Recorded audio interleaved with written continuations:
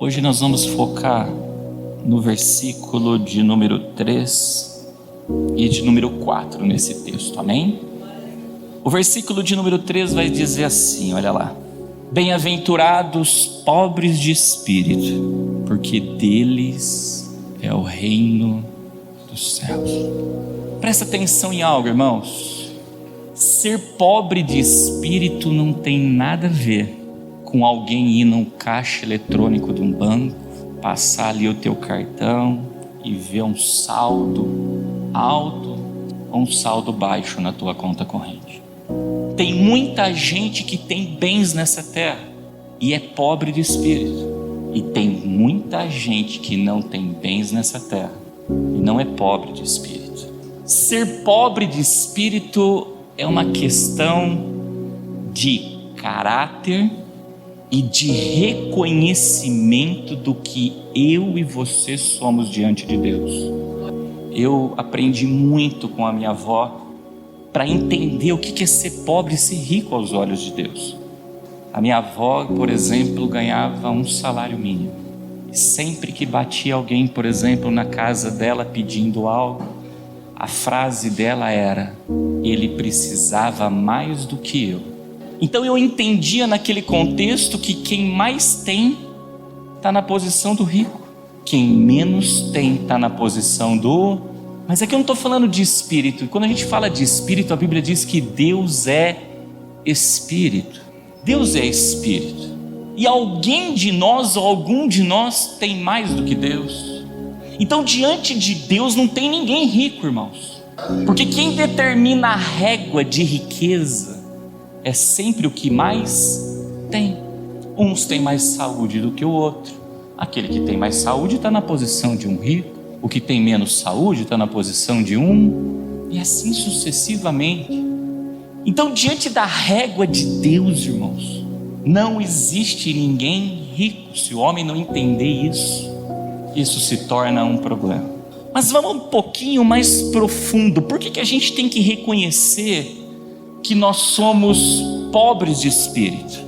Olha o que está escrito em Romanos, capítulo de número 3, versículo de número 23, diz assim, ó: porque todos pecaram e destituídos estão da glória de Deus.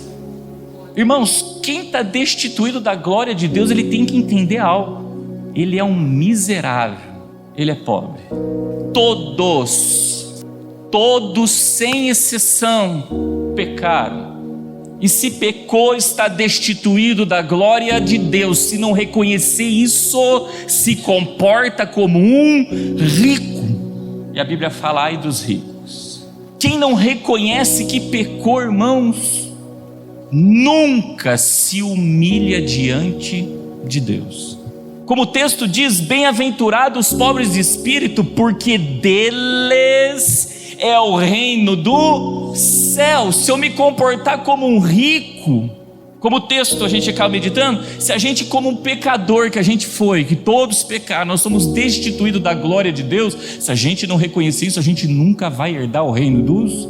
Não é em vão que o apóstolo João disse isso. Olha lá, 1 João capítulo 1, versículo de número 8 ao 10.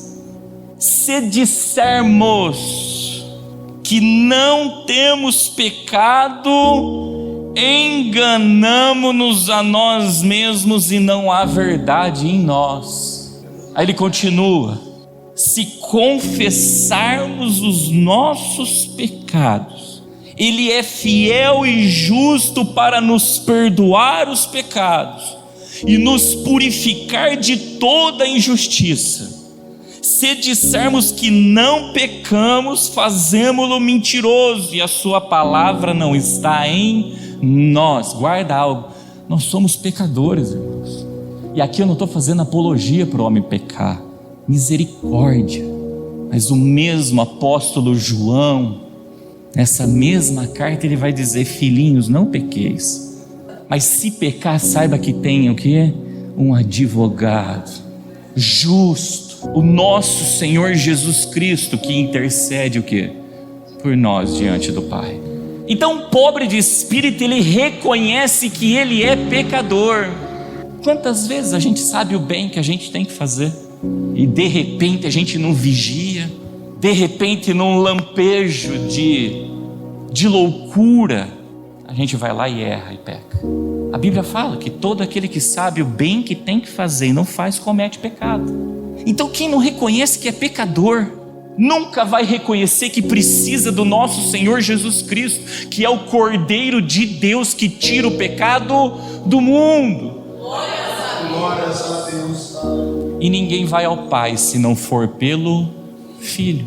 Ninguém vai. Ninguém vai ao Pai se não for pelo Filho. Então quem reconhece que é pecador, ele se prostra diante do Cordeiro de Deus.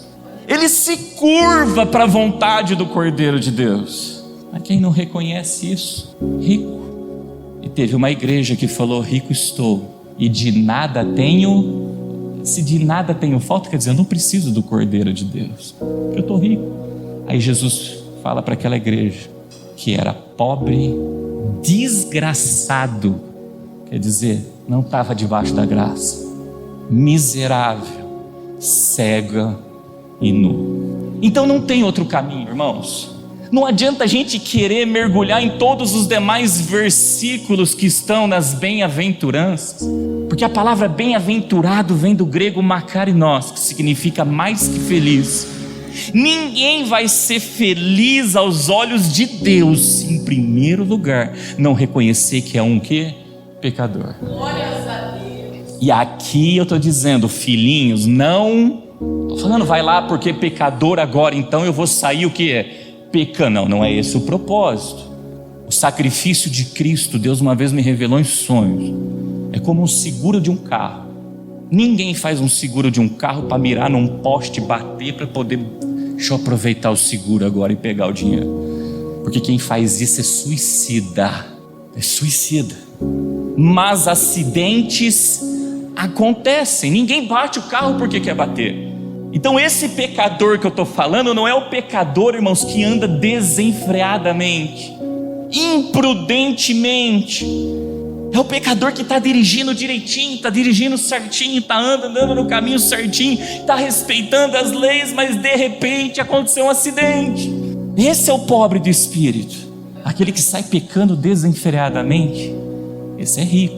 Irmãos, não é vão também que o apóstolo Paulo disse isso aos Romanos, capítulo 6, versículo de número 23. Olha o que ele diz: porque o salário do pecado é a morte, mas o dom gratuito de Deus é a vida eterna por Cristo Jesus nosso Senhor. Teve alguém aqui que não pecou? Se a Bíblia diz que todos... E se todos pecaram e o salário do pecado é a morte, guarda algo, irmãos, mais cedo ou mais tarde, se Jesus não voltar, eu tenho certeza absoluta, e falo sem dizer que é uma presunção maligna, a morte vai chegar para nós. O pobre de espírito, ele reconhece isso, e ele começa a trabalhar a sua vida para se preparar para esse dia. A gente se prepara, passar na faculdade, se prepara para arrumar um bom trabalho, se prepara para casar, se prepara para ter filhos, se prepara para tantas coisas, para ganhar o mundo inteiro, mas nesse dia é o dia que nós vamos saber para onde vai a nossa alma. Glórias a Deus. Um rico, ele é louco, derruba celeiros, edifica celeiros maiores e não se preocupa com esse dia. E Jesus disse para esse louco: esta noite pedirão a tua alma. E o que é que tu tem reservado e para quem será? Glórias a Deus. Aquele que reconhece que é pecador, ele mergulha, ele se humilha atrás do dom gratuito de Deus, que é vida eterna, que vem através do nosso Senhor o quê? Aí eu te pergunto, isso aqui depende de recurso lá na tua conta corrente? Isso é uma questão de reconhecimento. E como nós lemos, se falar: ah não, pastor, eu não tenho pecado. Mentiroso, o apóstolo João disse. Ah, pastor, eu nunca pequei. Mentiroso.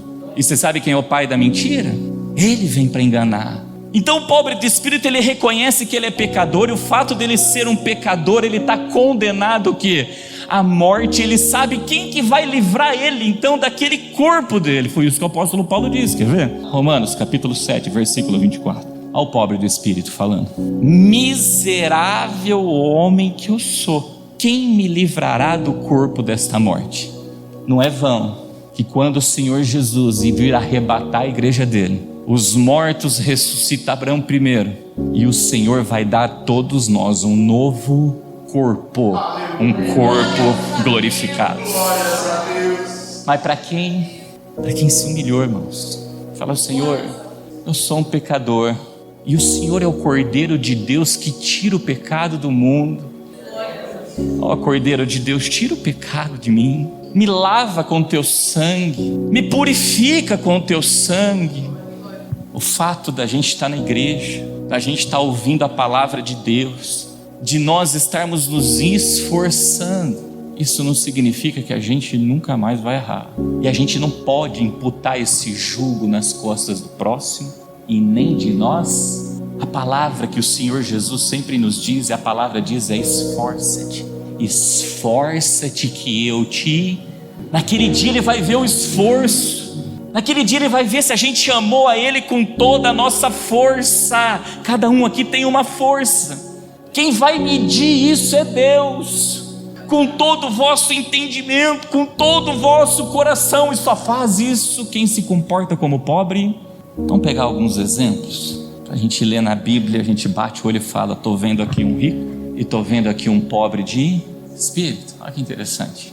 Lucas capítulo 18 diz assim, ó: e disse também esta parábola a uns que confiavam em si mesmos, crendo que eram justos, e desprezavam os outros. 2 homens subiram ao templo a orar, um fariseu e o outro publicano. Aí ele diz: o fariseu, estando em pé, orava consigo desta maneira: ó Deus, graças te dou, porque não sou como os demais homens, roubadores, injustos e adúlteros, nem ainda como este publicano. Ele se reconhecia como um pecador?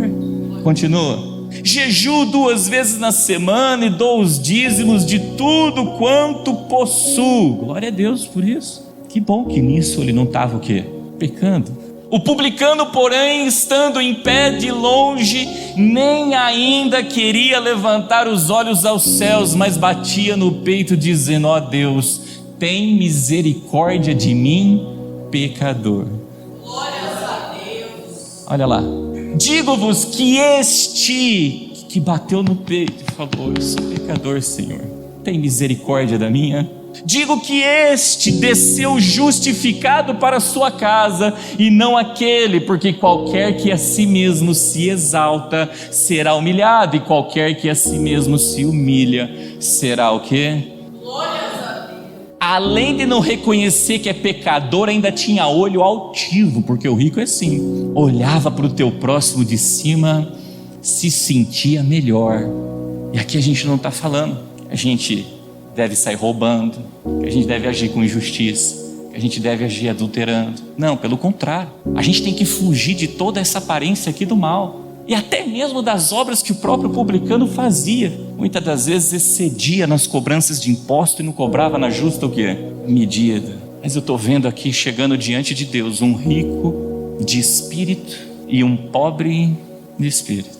Quer ver um outro exemplo? Lucas capítulo 7. E respondendo Jesus disse-lhe: Simão, uma coisa tenho a dizer. E ele disse: dize-a, mestre. Um certo credor tinha 2 devedores. Um devia-lhe 500 dinheiro e o outro 50. E não tendo eles com que pagar, perdoou-lhes a ambos. Dize, pois, qual deles o amará mais? E Simão respondendo disse-lhe: tenho para mim que é aquele a quem mais perdoou. E ele disse-lhe: julgaste bem. E voltando-se para a mulher, disse a Simão: vês tu esta mulher? Entrei em tua casa e não me destes água para os pés, mas esta regou os pés com lágrimas e nos enxugou com seus cabelos. Não me deste ósculo, mas esta, desde que entrou, não tem cessado de me beijar aos pés. Não me ungiste a cabeça com óleo, mas esta ungiu-me os pés com unguento. Por isso te digo que os seus muitos pecados lhe são perdoados, porque muito amou. Mas aquele a quem pouco é perdoado, pouco ama. E disse a ela: os teus pecados te são perdoados. Olha que interessante isso. Sabe qual que é a semente que produz amor nos nossos corações? Perdão. Só que para eu receber perdão dos céus dos meus pecados, irmãos, eu tenho que descer como essa mulher desceu. Eu tenho que me humilhar aos pés do Senhor Jesus como essa mulher se humilhou. E observa que a quem mais foi perdoado, mais o que? Mas os dois devia. Talvez a gente está num culto aqui, irmãos, tem gente que já está lá na frente na caminhada, com os joelhos até calejar de tanto orar, e talvez a dívida deles seja um pouquinho menor, que já veio se lavando, se purificando. E talvez chega pessoas, irmãos, que a dívida é muito o quê? Uma graça, perdoa os dois. Glória a Deus. Mas os dois têm que reconhecer que é o quê? Pobre de espírito, pecador. Esse Simão não desceu, tinha uma dívida pequena, mas tinha. A mulher tinha uma dívida maior, também tinha. E Jesus é poderoso para perdoar quem deve 500 e quem deve 50. Aí eu pergunto, quem é que saiu justificado diante de Jesus? Aquele que mais desceu, aquele que reconheceu a sua miséria. Eu olho aqui, eu vejo um pobre de espírito e um rico. Quer ver um outro exemplo, irmãos? Lucas capítulo 23. A cruz do Calvário ensina isso para nós. E um dos malfeitores que estavam pendurados blasfemava dele, dizendo: se tu és o Cristo, salva-te a ti mesmo e a nós. Respondendo, porém, o outro repreendia, dizendo: tu não ainda temes a Deus, estando na mesma condenação? Aí ele vem: e nós, na verdade, com justiça, porque recebemos o que os nossos feitos mereciam, mas este nenhum mal fez. E disse a Jesus: Senhor, lembra-te de mim quando entrares no teu reino. Bem-aventurados pobres de espírito, porque deles é o reino dos céus. E disse-lhe Jesus: em verdade te digo que hoje estarás comigo no paraíso.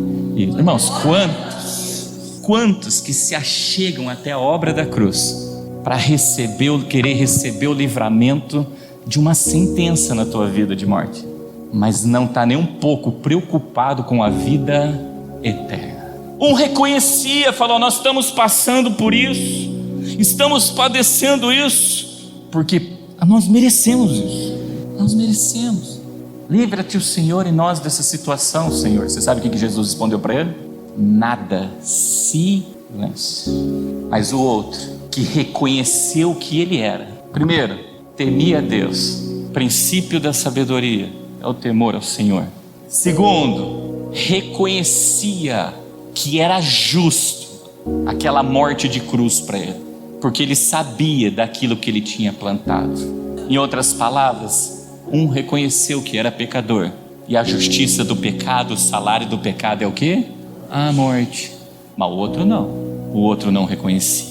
Quando eu olho para a obra da cruz, eu vejo isso. Quem vai ser justificado e quem não vai ser justificado. Tem dois grupos de pessoas que vão se achegar até o Senhor. Uns como pobre de espíritos e outros como ricos. O pobre de espírito justificado. Observa que o rico, irmãos, ele queria descer da cruz. Em outras palavras, ele queria ganhar o quê? O mundo inteiro. Mas não estava nem um pouco preocupado com a sua alma. Eu quero descer daqui, eu quero viver a minha vida. Já o outro reconhecia a sentença que tinha na vida dele, e se chegou naquele momento na presença do Senhor com as palavras certas. E olha, uma coisinha que aqui me chama muita atenção, essa palavra aqui, ó, Senhor. Que todo mundo que nós chamamos de Senhor da maneira correta, a gente nunca olha de cima para baixo, mas sempre de baixo, sem altivez, sem imposição. Deus é obrigado a fazer isso. Quantos lugares a gente vai, que as pessoas mandam a gente pôr Deus na parede e falar, ser obrigado a fazer para Ele, é Senhor, Ele faz se Ele quer.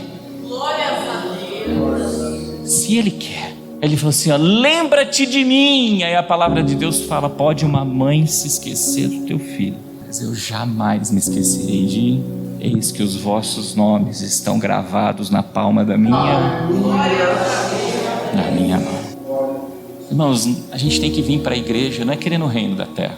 Não é vão que o Senhor fala, buscai o reino do céu e a sua justiça em primeiro, e as demais Ele acrescenta. Isso é demais. E quem quer buscar o reino de Deus e a sua justiça em primeiro lugar, não chega na igreja como um rico, chega como um pobre.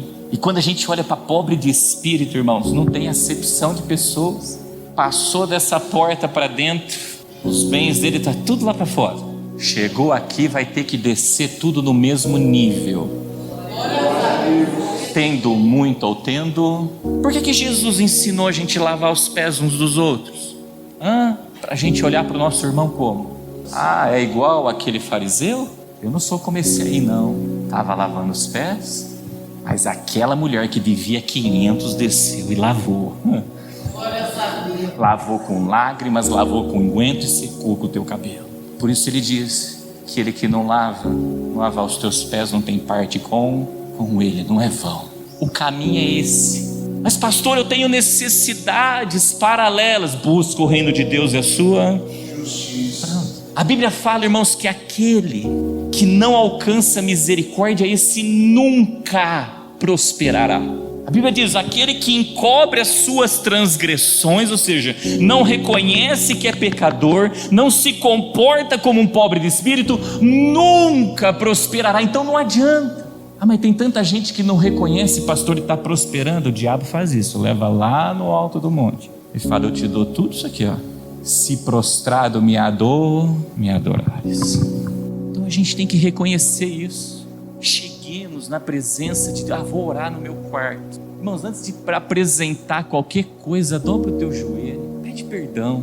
Quando a gente estuda os cultos no átrio e no lugar santo, lá no átrio onde era imolado o cordeiro, e da imolação do cordeiro vinha a aspersão do sangue, e aí só depois entrava no lugar santo para queimar o incenso. Em outras palavras, Deus está falando, primeiro lugar, pobre de espírito. É assim que a gente ora. Primeiro a gente reconhece a nossa miséria, e depois, Senhor, lembra-te de mim, Senhor, nessa situação, nesse outro contexto, lembra-te de mim, Senhor. Esse aqui alcançou o quê? O reino dos céus. Por isso, bem-aventurados pobres de espírito, porque deles é o reino.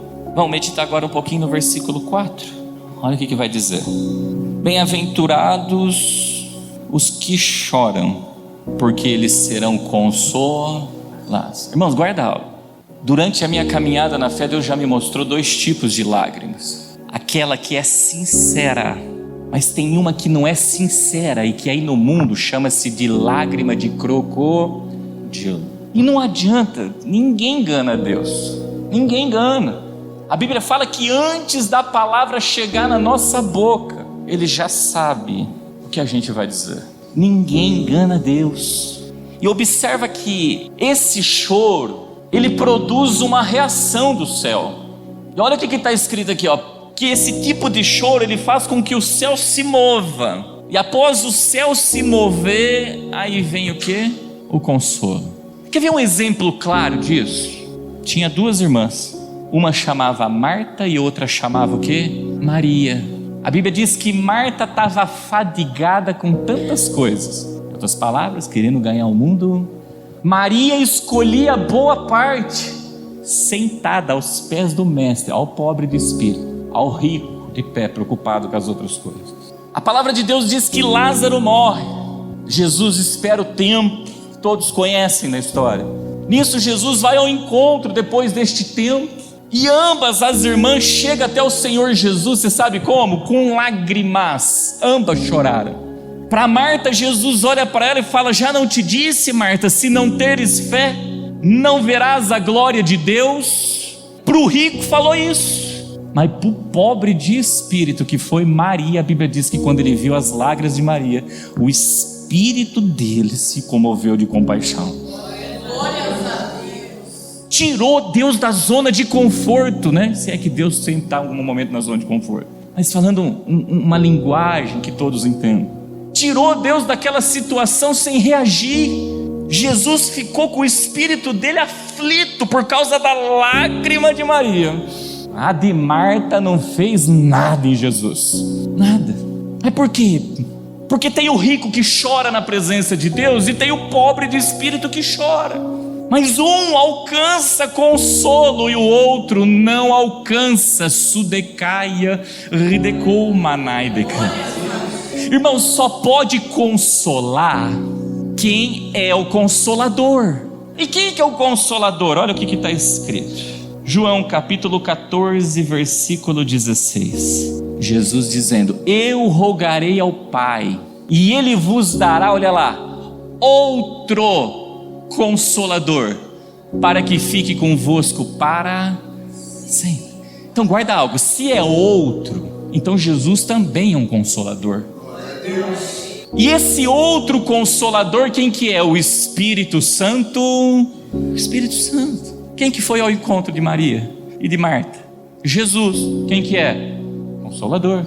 Mas hoje Jesus está sentado à destra do Pai, porque assim foi-lhe outorgado toda a honra e toda a glória. Mas Ele não deixou a gente o que? Órfãos. Ele deixou o teu santo o que? Espírito. Irmãos, quando o Espírito Santo entra na vida de um pecador, eu não sei quem já viveu isso, eu já vivi. É aquele choro que vem na alma, que vem por dentro assim, ó. Parece que arranca de dentro de você tudo que não presta. Te desintoxica de tudo, te lava de um jeito, te limpa de um jeito que se levanta daquela lágrima, daquele momento de lágrimas, como uma nova o quê? Criatura. Arranca as raízes de amargura, arranca as raízes de mágoa, arranca coisas da nossa vida, irmãos, que a gente nunca conseguiu se libertar. E olha que interessante, quando o Consolador vem, ele tem um propósito. Quer ver qual que é o propósito? É como que ele trata com o pobre do quê? De espírito. Olha o que está escrito: todavia digo-vos a verdade, que vos convém que eu vá, porque se eu não for, o Consolador não virá a vós, mas se eu for, enviar-vos-ei. E quando ele vier, olha o que ele faz: convencerá o mundo do pecado e da justiça e do... Convence do pecado. Olha o pecador, olha o pobre de espírito aqui, ó. Olha o pobre de espírito. Por que com Maria foi diferente com Marta? Irmãos, guarda algo. A Bíblia não fala que a gente vai conhecer a verdade, e a verdade vai o quê? Libertar. Libertar do quê? Do pecado. Então quem é pobre de espírito vem para aprender de Jesus. Ele fala: vinde a mim todos que estáis cansados e afadigados, e eu vos aliviarei. Aí ele vai dizer o que depois? Aprendei-vos de mim, que sou manso e humilde de coração, e encontrareis o que? Descanso para a vossa alma. Ó a morte, ao salário do pecado, porque o meu fardo é leve, o meu jugo é consolador. Vem e arranca esse fardo, esse jugo, ele tira. Ao rico, como que ele vai ser consolado se o Consolador vem e fala: tá vendo, isso aqui é pecado, não age com isso não. Ele não quer saber disso, ele quer as demais, e entende que da parte de Deus ele só acrescenta as demais depois que a gente toma posse do reino. Tem um caminho, tem uma decência, tem uma ordem. Olha o que está escrito em Salmos capítulo 51, versículo 17. Quem escreveu isso aqui foi Davi, e eu creio que no momento que ele escreveu esse salmo, irmãos, ele estava passando pelo processo de ter que reconhecer o pecador que ele era, porque ele adulterou com Betseba. E olha o que diz o texto: os sacrifícios para Deus são o espírito quebrantado, a um coração quebrantado e contrito não desprezarás, ó Deus. Um coração quebrantado, ele derrama lágrimas. Um coração contrito, ele reconhece aonde ele errou. e ele busca a misericórdia de Deus. Irmãos, Davi era rei, homem vitorioso de muitas guerras, homem que Deus tirou lá do meio do pasto com as ovelhas e colocou ele no ponto mais alto do reinado de Israel. Mas o dia que Deus levantou um profeta que botou o dedo nele e falou para ele que ele tinha cometido um pecado, irmãos, você sabe o que ele fez ou não? Ele não mandou matar o profeta, agiu como um pobre de espírito, desceu, se humilhou. Quantas vezes, irmãos, Deus levanta um profeta atrás de um púlpito, às vezes para entregar uma mensagem dura, para mostrar onde tem o pecado. Ao invés do homem agir como pobre de espírito, ele vai lá e suja a mão dele com sangue inocente, mata o profeta, mata com palavras, mata com atitudes, mata com comportamentos. Davi reconheceu na hora o teu erro e se humilhou. E olha como que é tremendo, como ele não amava Deus por aquilo que Deus proporcionava para ele, porque o profeta falou: a espada não vai sair da tua casa. Um filho violentou sexualmente a filha, o outro filho matou o outro filho, o outro filho tomou o reinado dele e se deitou com todas as concubinas dele. E você sabe quando ele abandonou a Deus por causa disso? Pobre de espírito, pobre de espírito. O outro filho morre na guerra pelos soldados dele. Para finalizar, irmãos, um exemplo de uma pessoa que derramou lágrimas aos olhos de Deus e alcançou vida para a glória do nome do Senhor. Olha o que diz Isaías, capítulo de número 8, versículo de 2 ao 5. Então virou Ezequias o seu rosto para a parede e orou ao Senhor e disse: ah, Senhor, peço-te, ó a palavrinha de novo aqui, lembra-te agora de que andei diante de ti em verdade e com o coração perfeito, e fiz o que era reto aos teus olhos. E chorou Ezequias muitíssimo. Então veio a palavra do Senhor a Isaías dizendo: vai e diz a Ezequias, assim diz o Senhor, o Deus de Davi teu pai, ouvi a tua oração e vi as tuas lágrimas, e eis que acrescentarei aos teus dias 15 anos. Irmãos, igual esse profeta Isaías chegou diante de Ezequias e falou: põe a tua casa em ordem, porque você vai morrer.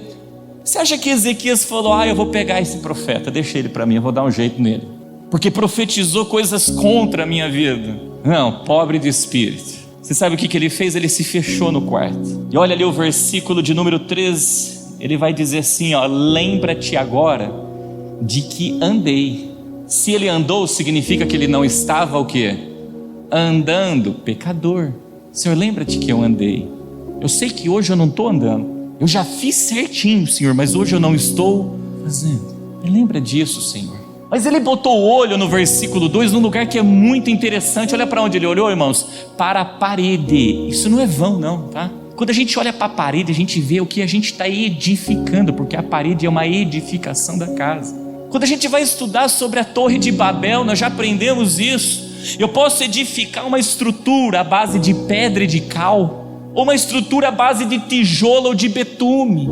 A de pedra e de cal era a edificação que agradava a Deus. A de tijolo e de betume é aquela que Deus desceu com confusão de línguas e envergonhou aquele povo que estava edificando aquilo. O pobre de espírito, ele vai olhar para a tua edificação quando o profeta vem e fala. Ele não vai desprezar, ele para e fala: deixa eu dar uma olhada, deixa eu ver se eu realmente estou edificando a casa sobre a rocha, com o fundamento e com o acabamento que Deus quer. A pedra é o interior e a cal é o exterior. Tem tanta gente com edificação de tijolo e com acabamento de cal, errado. Tem tanta gente com edificação de pedra e com acabamento de betume, errado. A Bíblia fala que Deus veio formar o homem à sua imagem e à sua semelhança. A semelhança é a edificação de pedra, a sua imagem é o acabamento de cal. Deus quer o homem ovelha por dentro e ovelha por fora. É assim que funciona. E quando Deus levanta o profeta, Ele vai levantar para a gente botar o olho na parede, não do outro irmãozinho, na nossa. E aí a gente vai saber, né, se a gente está andando em verdade ou em mentira. A gente vai saber Se a gente está andando com um coração perfeito, porque do coração procede a saída da vida, ou se a gente não está andando com o coração perfeito. Esse homem estava reconhecendo. E quando ele fala com Deus: Senhor, lembra-te de mim. Olho altivo? Quantas vezes vem uma sentença de morte? Porque o que veio aqui é: põe a tua casa em ordem. Porque você sabe o que Deus estava preocupado com ele? A pôr a casa em ordem, estava preocupado com a alma dele. Nesse caso, Deus permitiu, deu tempo para ele colocar a casa em ordem e descer do quê? Da cruz. Para aquele caso dos ladrões na cruz, ou dos malfeitores, não teve essa oportunidade. Então a lágrima de um pobre de espírito, faz isso, como está aqui no versículo de número 4. Olha aqui, ó. Vai e dize a Ezequias: assim diz o Senhor Deus de Davi teu pai, ouvi a tua oração, pobre desceu. Aí ele fala: e vi as tuas lágrimas, bem-aventurado o pobre de espírito, e bem-aventurados que... Aí ele fala: porque serás consolado. Olha o consolo chegando.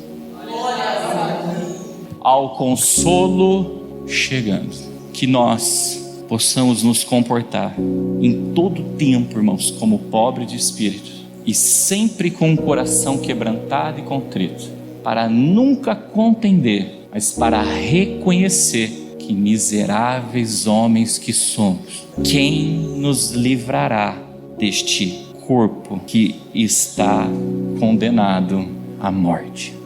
Amém.